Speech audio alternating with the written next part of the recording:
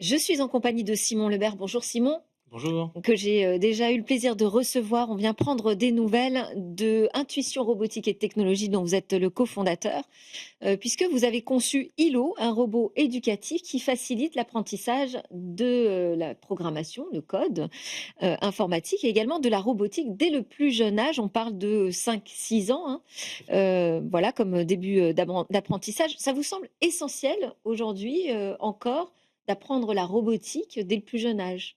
Oui, ça enfin, Pourquoi? moi, ça me semble essentiel et ça l'est aussi C'est pour, votre passion, mais pourquoi ça vous semble essentiel? pour la compréhension du monde de demain. Il y a trop de gens aujourd'hui, la technologie est partout et il y a très peu de gens qui la maîtrisent, et c'est en cela que, par exemple, le ministère a mis en place, l'enseignement de l'algorithmie dès la classe de CP, pour justement avoir une logique algorithmique. Tout le monde ne sera pas roboticien, tout le monde ne sera pas informaticien, mais tout le monde utilisera ces outils tous les jours et l'idée, c'est que le gap entre les gens qui le maîtrisent et ceux qui l'utilisent soit quand même assez faible, et que tout à chacun puisse être en capacité de pouvoir réparer. Parce que le robot peut aussi aider à la réparabilité, mais aussi comprendre le code, savoir quand ça marche pas, qu'est-ce qu'un bug et pas juste se dire: «Bah, c'est un bug et je sais pas, je j'achète un nouveau produit». Alors vous êtes venu avec, Hilo en plateau. Tout à Il fait. est tellement mignon.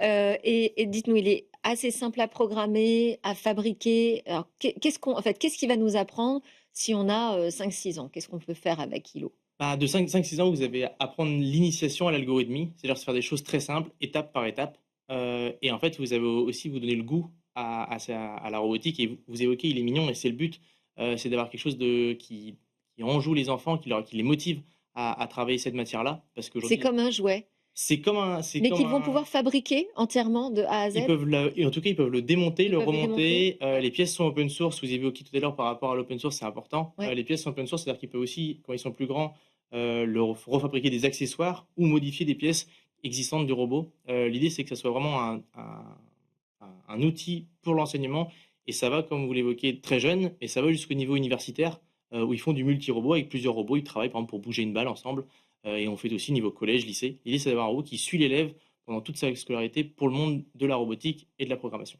Et qui suit les enseignants? Parce que ça, si vous mettez ça entre les mains d'un élève, ça veut dire que l'enseignant, il est capable de les accompagner. Et c'est peut-être le plus gros challenge pour Ouais. la classe de primaire.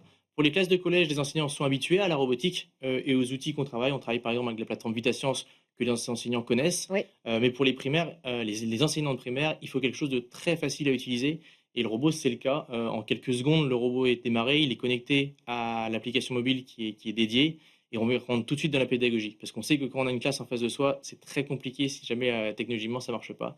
On a fait en sorte, que ça soit rapide et facile et intuitif. Et là, le Hilo qui est avec nous en plateau, il sait se déplacer, et qu'est-ce qu'il sait faire là? Il peut nous faire un petit show? Il peut faire un petit show. Alors, Ouais. il a la particularité, en fait, c'est des roues mécanomes du robot, donc c'est les roues Ah, qui il lui marche comme permettent un crabe un peu? il peut aller comme un crabe, souvent les gens disent ça, et forcément après on peut gérer en rotation, on peut faire vraiment ce qu'on veut avec le robot, et l'idée, c'est d'avoir un robot qui soit vraiment, facile à contrôler. Donc au début, c'est que de la commande et puis après, la question, c'est comment est-ce que je vous l'amène, quoi? Ouais. En évitant mon téléphone. Donc il va devoir avancer et donc il y a une réflexion, tu dis: «Bah, il va avancer 2 fois, après il va tourner, après il va essayer sur la gauche».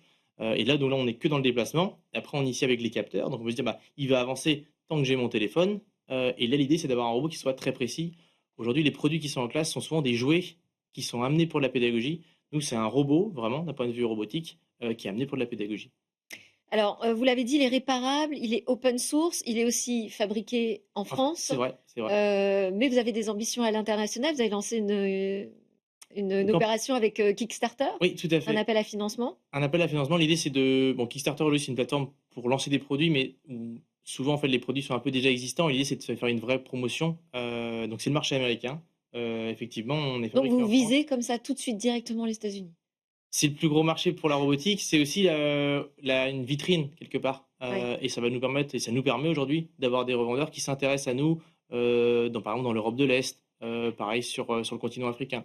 Et l'idée, c'est d'avoir un robot qui puisse être un peu un robot de jauge où les enfants peuvent, bah, faire des compétitions et c'est vraiment le souhait qu'on monte une compétition, qui s'appelle, Elo Cup, qu'on commence à mettre en place OK, et génial. ouais, c'est top et le robot sera le robot de jauge et il y aura tous les niveaux primaire, collège, lycée. Mais aujourd'hui, vous êtes soutenu par, l'éducation nationale, déjà?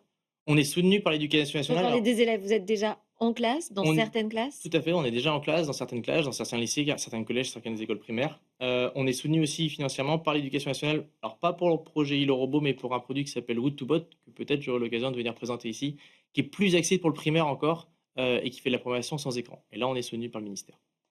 Ah bah oui, le sans écran, ça c'est un grand thème du C'est ministère, un grand thème du ministère et c'est une effectivement. complexité, c'est d'apprendre l'algorithmie sans écran. Ouais, Le robot Hilo le fait un parce que peu. là, Hilo, on utilise quand même son smartphone, je vois une S application en tout il f cas. il faut, ben, Heu, l'idée c'est d'avoir quelque chose qui soit aussi tout le temps mis à jour et on a nécessité d'avoir le téléphone. Hilo a des modes sans écran, mais n'est pas un robot dédié au sans écran et là, au ministère des Finances, c'est pour un robot dédié au sans écran.